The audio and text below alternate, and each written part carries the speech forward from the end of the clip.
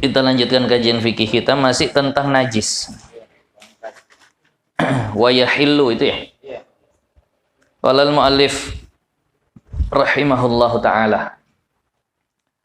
Wa yahillu dan halal aklu dudi ma'kulin ma'ahu, memakan ulat dari yang boleh dimakan, ulat dari sesuatu yang boleh dimakan bersama sesuatu tadi.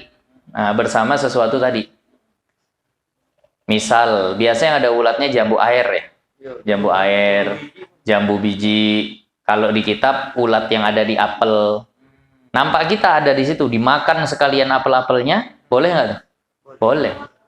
Nah, boleh. Walaupun besarnya ulat. Walaupun besar, asal memang nasyi'uhu minhu, yang memang dia tempat tinggalnya atau tempatnya di buah tadi. Nah, itu tadi. Nah. Tapi ingat, di situ ada bahasa ma'ahu, dimakan bersamanya. Jangan dipisah baru dimakan. Nah, kalau nampak ada ulat diambilnya makannya, gitu tak boleh.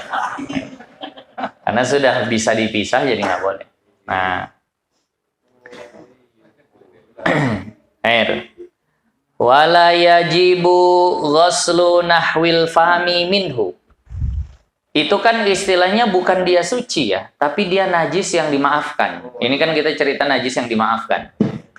Bukan bangkai ulat itu suci, bukan.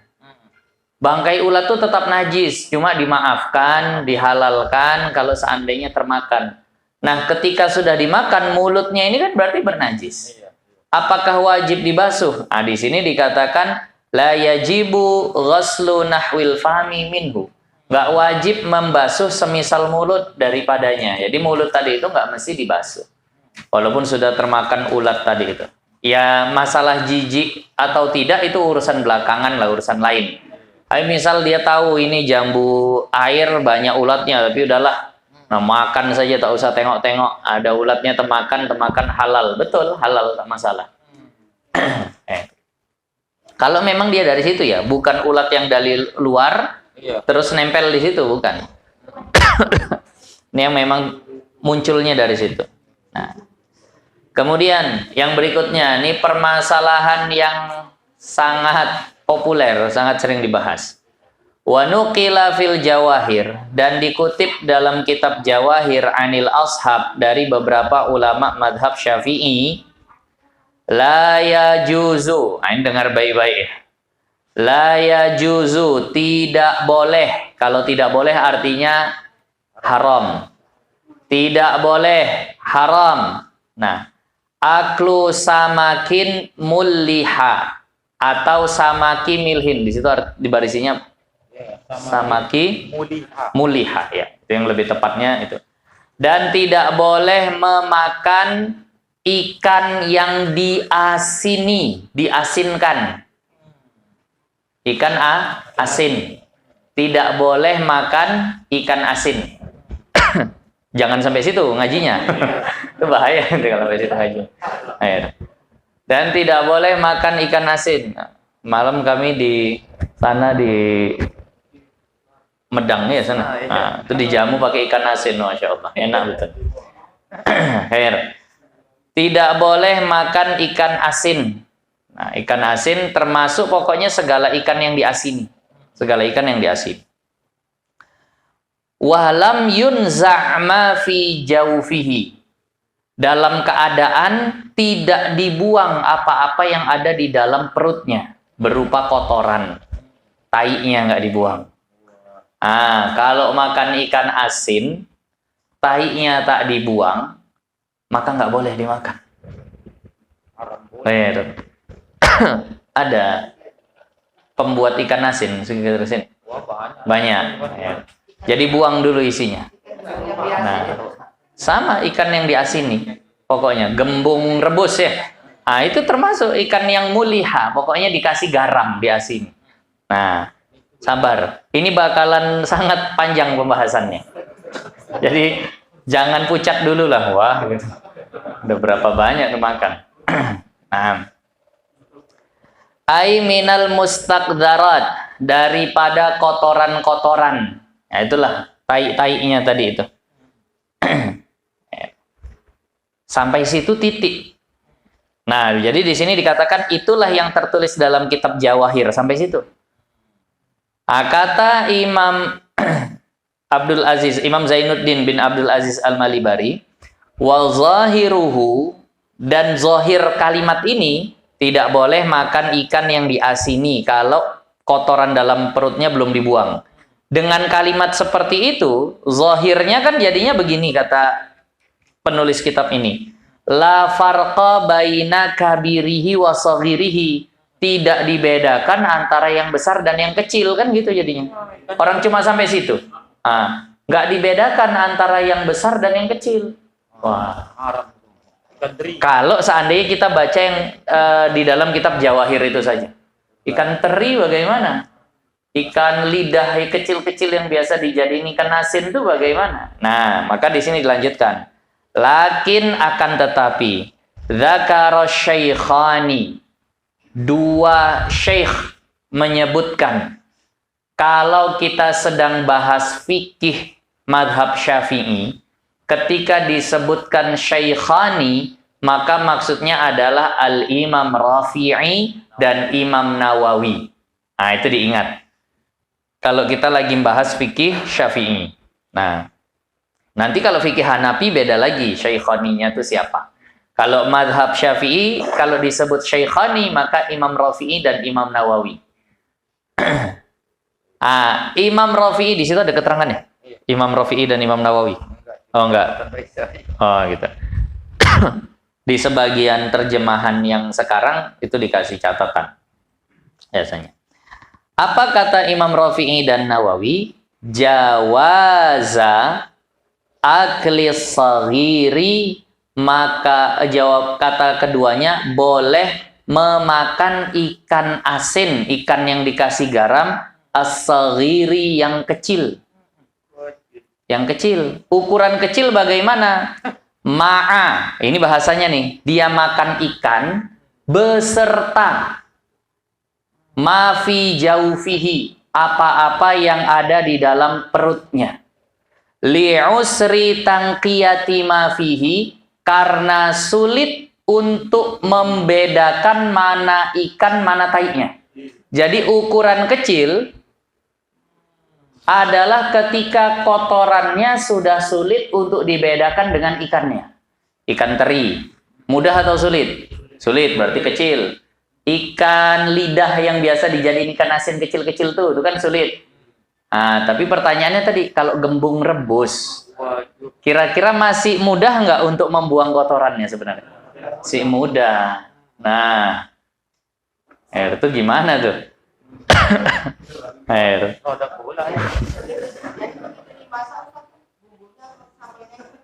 Iya, iya semua. Nah,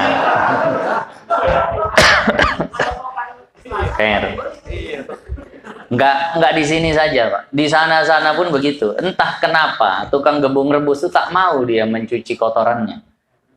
Jadi ukuran kecil atau besar di sini sudah dikatakan li'usri tangqiyati ma fihi. Ukuran kecil itu ketika sudah kesulitan kita untuk membersihkannya. Kalau masih bisa pakai tangan begitu kayak ikan denjis, itu berarti besar. Tapi tak mesti pakai apa bahasanya? Kayu atau apalah begitu untuk mengambilnya, itu berarti udah sulit karena terlalu kecil. Nah, jadi itu ukurannya. Ada sebagian di sini ma'a ma fi jaufihi, kalau bisa sekali makan dengan kotorannya, artinya ikannya kecil, bisa satu ekor sekali telan masuk ke mulut, itu berarti kecil.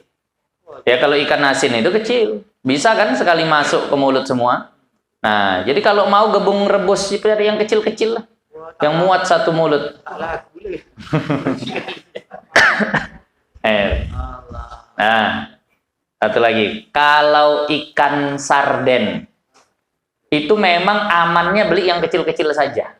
Tahu sarden yang kalengan tuh. Nah, kita kan nggak tahu bagaimana cara mengolahnya ini itu segala macam. Kalau khawatir mau cari aman, cari yang kecil. Ikan sarden tuh bisa sekali masuk mulut, kan begitu, kecil kan gitu. Jadi kalau kecil itu boleh, kotorannya itu dimaafkan, nggak ada masalah. Tapi kalau sudah besar nggak bisa. Nah, ini pendapat yang tertulis di dalam kitab ini. Nah, tinggal lagi begini, untuk masalah ini ada beberapa pendapat yang akan saya sampaikan. Pertama, saya akan jelaskan kenapa harus ikan asin saja. Jadi ada yang bertanya begini. Nah, salah satu santri saya bertanya begini. Kalau seandainya beli gembung rebus, kita tahu itu direndam bersama kotorannya. Kita beli, kita buang kotorannya, habis itu kita cuci. Boleh nggak habis itu dimakan?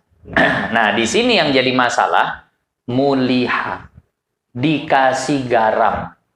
Maka di dalam kitab Riyadul Wardiyah, nah, tulisan Syekh Ahmad Khatib Minangkabau, beliau katakan, ketika ikan tadi, ketika dia sudah digarami di saat masih ada kotorannya, ditambah direbus lagi bersama air garam bersama kotorannya tadi itulah, gitu.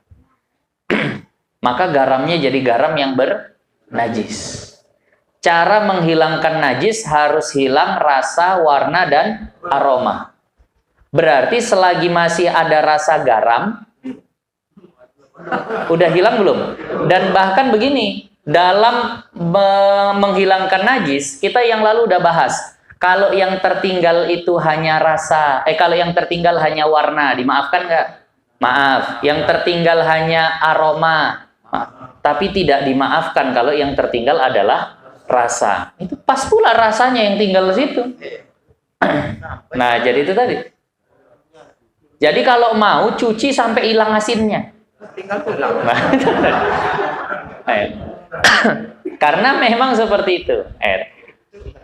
Di dalam kitab Riyadul Wardiyah, Syekh Ahmad Khatib Minangkabau, itulah fatwanya. Nah, selama masih ada rasa asinnya, maka itu tidak bisa suci. Nah, itu tadi. Karena apa? Karena berarti masih ada garam yang bernajis yang ada di situ, air. Tapi apakah hanya satu pendapat ini? Tidak. Tapi begini, kita dari dulu kan sering dengar ya, kalau guru-guru tua, guru-guru kampung itu selalu membahaskan ini. Gembung rebus itu jangan dimakan, kan begitu. Karena Syekh Ahmad Khatib ini memang orang Nusantara. Nah, murid-muridnya kan banyak yang memang menyebarkan ajaran di Sumatera Utara nih. Nah, ada 4 orang kalau yang kita tahu lah ya, yang terkenalnya Syekh Hasan Maksum, Syekh Mustafa Hussein di Purba, kemudian Syekh Abdul Wahab Rokan, kemudian Syekh Muhammad Zain. Akhirnya ya pasti murid ini kan terbawa fatwa guru, kan begitu. Terbawa fatwa guru. Tapi di dalam kitabnya itu pun Syekh Ahmad Khatib menyebutkan begini. Di dalam kitab Bughyatul Mustarsyidin ada fatwa yang mengatakan bolehlah itu dibasuh, dibuang kotorannya, disiram, maka sucilah dia, walaupun masih ada rasa asinnya.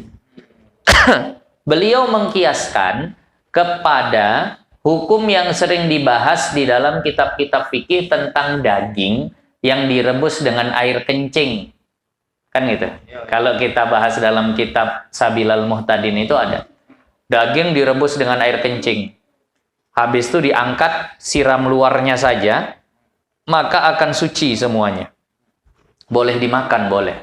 Begitu juga dikiaskan kepada pedang yang waktu besinya tadi itu dilelehkan, itu tercampur dengan najis. Kan sebelum dicetak kan dia dilelehkan dulu tuh besinya.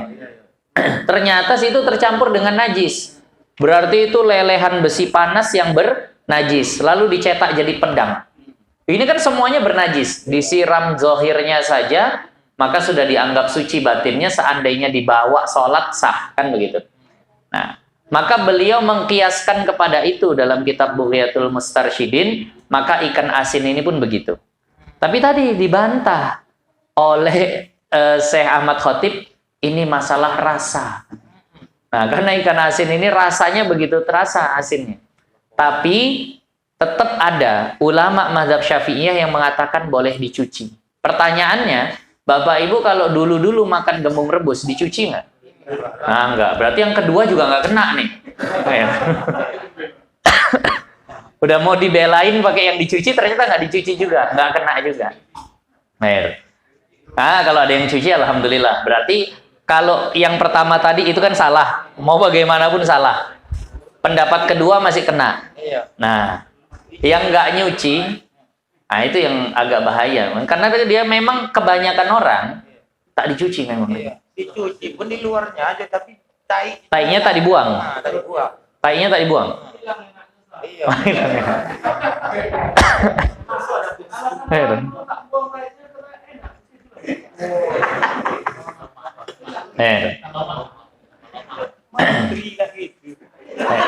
Dan itu memang sering saya dengar. Kalau dibuang tak enak nanti Ustaz. Justru pahit-pahitnya itu yang bikin rasanya jadi agak lebih macem-macem lah, gitu. Lebih beda.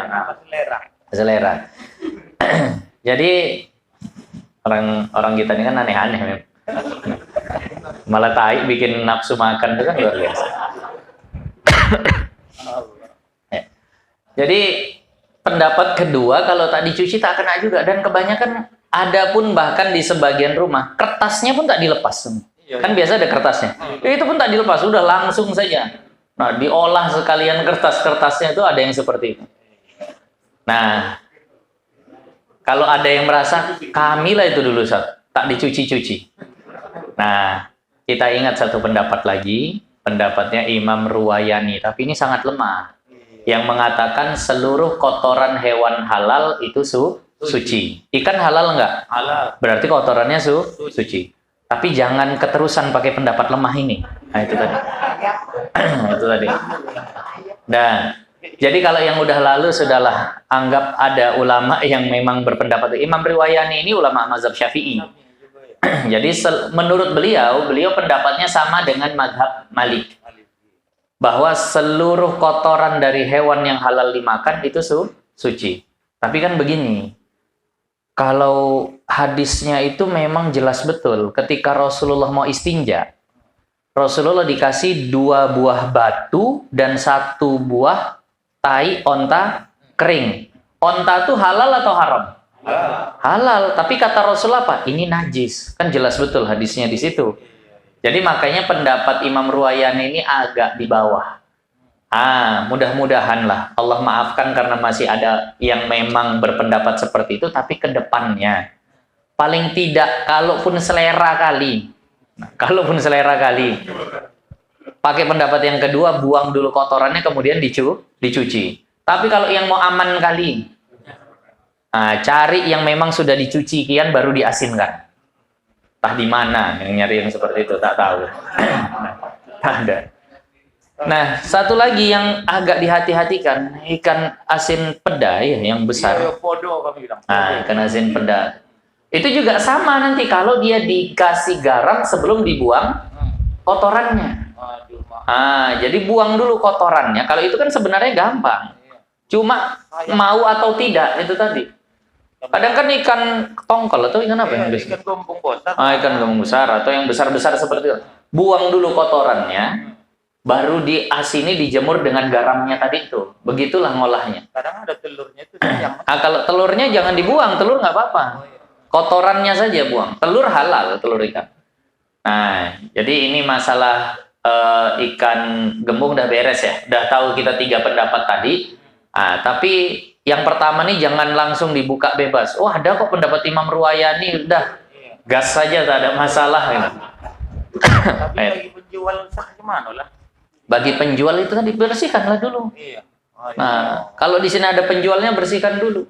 Nah, payah Ustaz, ini segala macam. Jadi ikan asin syariah. Iya, jadi ikan asin syariah. Nama mahal loh. Jadi memang nasnya di sini seperti itu. Tapi kalau kecil, udah kita sepakat ya, kalau kecil nggak ada masalah. Ini tadi udah jelas. Jadi nanti kalau memfatwakan, sudah tahu bagaimana hukumnya. Bahkan udah bisa jelaskan. Kenapa harus ikan asin saja? Nah, itu tadi, karena ada rasanya itu tadi. Nah, ikan-ikan itu banyak juga yang ada tainya, tapi tinggal cuci saja bersih. Masalahnya di asinnya tadi itu. Nah, di kitab apa? Kitabnya sudah kita sebut, kitab Riyadhul Wardiyah, tulisan Syekh Ahmad Khatib Minangkabau. Yang membolehkan pendapat kedua itu kitab Bughyatul Mustarsyidin. Yang membolehkan yang ketiga ada di kitab ini. Imam Ruwayani pendapatnya bahwa seluruh hewan halal kotorannya suci. Nah, Kalau ambil buat taklid jadi bidang itu, kenapa? kalau kita buat taklid begini, taklid ini ulama katakan jangan sampai ikut nafsu dalam beragama ini. Jadi taklid kita pindah ke mazhab yang lain, mazhab Maliki misalnya seperti itu. Memang kata ulama kalau bisa di saat yang daruroh lah, seperti itu. Sama untuk taklid ba'dal amal, yang lalu-lalu udahlah tak apa-apa ke sana. Tapi yang akan datang jangan lagi kan begitu. Memang mohon maaf, habis ini agak mengkerut lah kening tukang gembung rebus memikirkannya kalau mana lah nak menjual lagi. Nah, tapi pokoknya saya sampaikan fatwa gitu, seandainya dia aku Imam Ruwayani sajalah sudah yang memang katanya kotorannya itu suci. Ya sudah, pokoknya saya sudah sampaikan tanggung jawabnya. Sikap tinggal pilih sendirilah masing-masing. Nah, Hah? Iya sama. Oh begitu. Kalau seandainya kan begini, kalau memang ditanya-tanya jadi tak boleh. Tapi kan tak semua gembungnya jadi gembung rebus. Iya, dia tukang gembung rebus kita tahu. Tapi terkadang mana tahu ada kemungkinan walaupun kecil. Nah, walaupun kecil, mungkin dia akan jual balik begitu saja ada kemungkinannya. Atau kemungkinan kecil juga dia makan sendiri. Nah, tapi kalau memang sudah dia bilang, ini mau ku jadikan gembung rebus, kau cuci enggak? Mana ku cuci-cuci? Nggak boleh. Nah, itu tadi. Makanya tak usah tanya-tanya. Banyak pula. Nah, itu. Nah, kalau ikut pendapat yang tadi ya. Nah, kalau ikut pendapat yang tadi. Nah. Atau kalau rajin, buangkan dulu kotorannya. Tak mau dia belinya.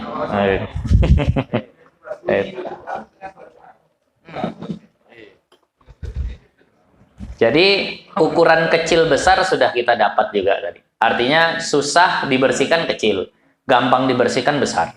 Atau yang bisa langsung ditelan satu ekor ikan itu kecil, Bro. Kalau tak bisa tuh besar, Bro. Nah, Ada yang bilang gini, Ustaz, 3 jari dari samping.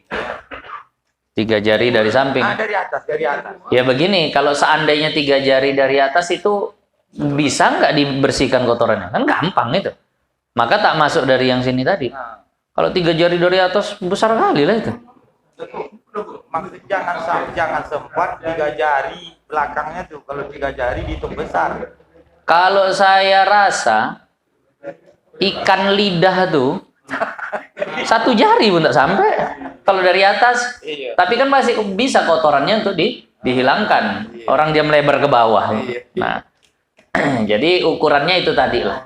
Bisa mudah atau tidak dibersihkan.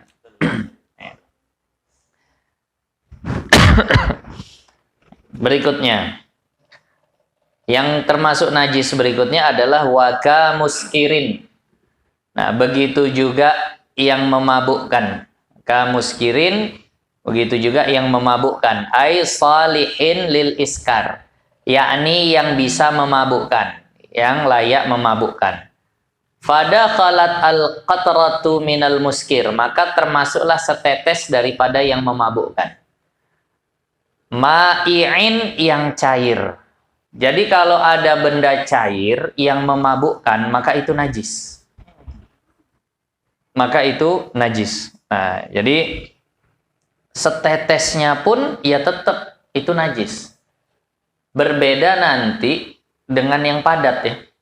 Kalau yang padat itu dia tidak najis walaupun haram dikonsumsi. Kayak sabu misalnya. Itu kan bentuknya apa? Tepung. Sabu itu bentuknya tepung, benda padat. Maka itu haram dikonsumsi tapi zatnya bukan najis. Zatnya bukan najis. Tapi kalau seandainya yang sifatnya memabukkan dan cair, nah seperti tuaknya kah, atau birnya, atau segala macam lah namanya, itu dia memang zatnya najis, haram dikonsumsi dan zatnya pun najis. Haram dikonsumsi dan zatnya pun najis. Jadi setetesnya pun ya setetes najis. Diminum setetes kayak minum setetes air kencing tuh hukumnya. Karena sama-sama najis, jadi tetap haram. Nah, nggak boleh dan itu adalah najis. Hah? Minyak wangi. Nah, tentang minyak wangi yang beralkohol, di sini sangat luas khilaf ulama pendapatnya. Namun ringkasnya, yang paling aman gunakan yang tidak beralkohol. Tapi kalau tetap pakai yang beralkohol, Syekh Syafi'i Hazami membahas sangat panjang. Karena katanya yang biasa dicampurkan di minyak wangi bukan alkohol. Ada namanya etanol, ada namanya ini. Beli kitab, saya nggak pandai menjelaskan ya, karena banyak zat kimia yang beliau jelaskan. Itu tanda Syekh Syafi'i Hazami ini bukan cuma orang alim di bidang agama, tapi ilmu umum pun beliau faham. Ada kitab bagus namanya 100 masalah. Iya, berapa itu? Satu kitab. 500 masalah. 400 ya? 400 masalah agama. Taudihul Adillah. Itu kumpulan fatwa Syekh Syafi'i Hazami. Itu nanti entah di jilid berapa beliau membahas tentang minyak wangi yang beralkohol. Itu jelas. Dan beliau cenderung berpendapat tidak najis. Setelah beliau jelaskan dengan bahasa kimianya bahkan. Karena kata beliau bukan alkohol, tapi ada etanolnya, ada ininya, ada itunya, segala macam. Jadi, kalau itu ulama masih beda pendapat. Dan satu lagi ada yang beralasan, yang dimaksud memabukkan ini, yakni contohnya khamar, artinya yang memang sifatnya untuk diminum. Kalau yang di minyak wangi itu kan bukan untuk diminum, maka tidak dihukumi najis. Tapi tetap ada yang berpendapat mau sifatnya diminum atau tidak. Kalau seandainya diminum itu memabukkan, maka dia tetap najis. Maka akhirnya disimpulkan lebih baik pakai yang tidak beralkohol. Nah, itu tadi. Padahal tapi dia kan sifatnya bukan untuk diminum kan begitu. Nah, itu tadi lah. Makanya dari situ juga ulama banyak berbeda pendapat. Minyak lampu bensin pun mungkin kalau diminum mabuk. Nah, nggak tahu lah, entah belum sempat mabuk udah meninggal orangnya, entah nggak tahu.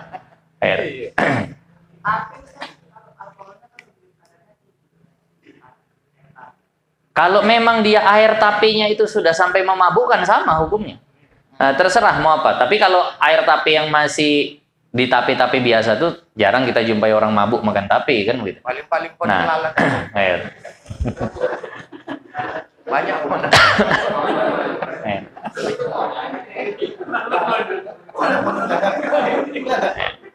Kalau air tapi itu saya tak tahu, memang sengaja diperas terus difermentasi begitu ya mungkin. Kalau itu ya sudah dapat olahan-olahan begitu mungkin. Kalau itu ya sama hukumnya seperti khamar tadi. Kalau sifatnya untuk diminum tadi. Nah, ka khamrin seperti khamar. Nah, kalau bahasanya khamar, apa itu khamar? Wahiyal muttakhadatu minal inab. Dan dia itu adalah yang diambil daripada anggur. Wan nabidh dan nabidh. Nabidh itu apa? Wahual muttakhadu min ghairihi, yaitu yang diambil selain daripada anggur. Ada mungkin yang bikin daripada pohon apa itu? Aren, itulah tua. Nah, itu bahasanya nabidh. Kalau yang dari anggur itulah yang namanya khamar. Nah, itu yang namanya khamar. Nah, jadi ini contoh cairan yang memabukkan tadi itu. Tapi khamar ini sebenarnya ada dua istilahnya dalam ilmu fikih. Ada khamar ghairu muhtaram, ada khamar muhtaram. Ada khamar yang tidak dihormati, ada khamar yang dihormati. Bedanya bagaimana? Kalau khamar yang tidak dihormati, boleh kita tuang, boleh kita buang, boleh kita pecahkan. Nah, dan nggak wajib ganti. Nah, tapi kalau khamar yang dihormati, nggak boleh kita buang, nggak boleh kita pecahkan. Kalau kita pecahkan, kita suruh ganti. Nah, contoh yang tidak dihormati, yang diperah, yang diperas, tujuannya memang untuk bikin khamar. Anggur diperas untuk apa itu? Untuk bikin khamar, katanya. Itu tak dihormati. Boleh dipecahkan dan nggak ganti. Yang dihormati bagaimana? Dia peras anggur, kau mau apa? Aku mau bikin cuka. Walaupun fase untuk menjadi cuka tadi akan melewati jadi khamar dulu kan gitu. Air anggur jadi khamar baru jadi cuka. Kalau niat dia katanya dia mau bikin cuka, ketika itu jadi khamar nggak boleh kita tumpahkan. Paham maksudnya? Jadi niatnya tadi itu. Di sebagian kitab ada yang mengatakan termasuk khamar yang dihormati itu adalah yang diperas oleh orang kafir. Yang diperas oleh orang kafir. Nah, tapi mungkin untuk mereka saja. Tapi kalau udah dijual umum ke orang-orang muslim ya itu juga udah termasuk nggak dihormati jadi. Nah, tapi yang pasti tadi ya kalau niatnya untuk bikin cuka nggak boleh dihancurkan, nggak boleh dibinasakan. Tapi kalau untuk memang untuk khamar itu tidak dihormati nanti. Wa kharaja bil ma'i.